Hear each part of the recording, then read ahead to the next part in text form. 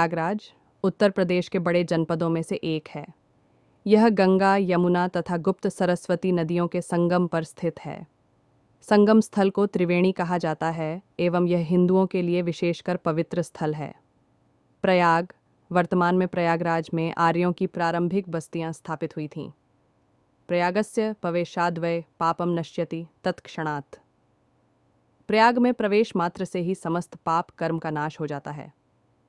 प्रयागराज अपने गौरवशाली अतीत एवं वर्तमान के साथ भारत के ऐतिहासिक एवं पौराणिक नगरों में से एक है। यह हिंदू, मुस्लिम, सिख, जैन एवं ईसाई समुदायों की मिश्रित संस्कृति का शहर है। हिंदू मान्यता अनुसार यहाँ सृष्टिकर्ता ब्रह्मा ने सृष्टि कार्य पूर्ण होने के बाद प्रथम यज्ञ किया था। इसी प्रथम यज्ञ के प्र और याग अर्थात यज्ञ से मिलकर प्रयाग बना और उस स्थान का नाम प्रयाग पड़ा जहाँ भगवान श्री ब्रह्मा जी ने सृष्टि का सबसे पहला यज्ञ संपन्न किया था। इस पावन नगरी के अधिष्ठाता भगवान श्री विष्णु स्वयं हैं और वे यहाँ माधव रूप में विराजमान हैं। भगवान के यहाँ 12 स्वरूप विद्यमान हैं जिन्हें द्वादश माधव कहा जाता है। सबसे बड़े हिंदू सम्मेलन महाकुंभ की 4 स्थलियों में से एक है। शेष 3 हरिद्वार, उज्जैन एवं नासिक हैं। हिंदू धर्म ग्रंथों में वर्णित प्रयाग स्थल पवित्रतम नदी गंगा और यमुना के संगम पर स्थित है। यहीं सरस्वती नदी गुप्त रूप से संगम में मिलती है।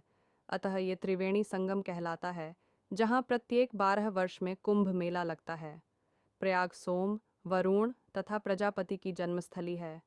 प्रयाग का वर्णन वैदिक तथा बौद्ध शास्त्रों के पौराणिक पात्रों के संदर्भ में भी रहा है।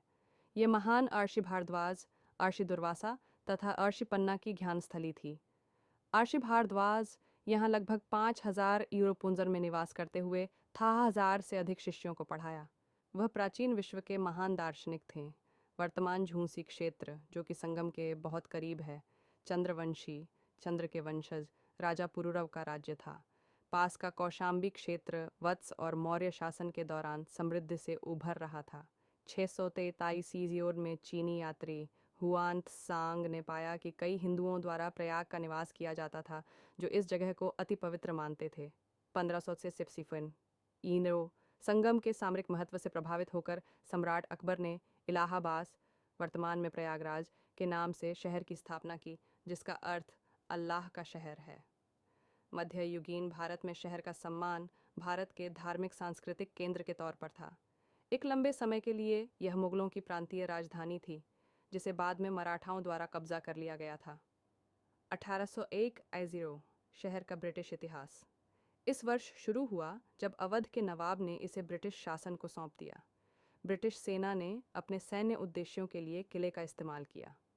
1847 ईस्वी यह शहर आज़ादी के युद्ध का केंद्र था।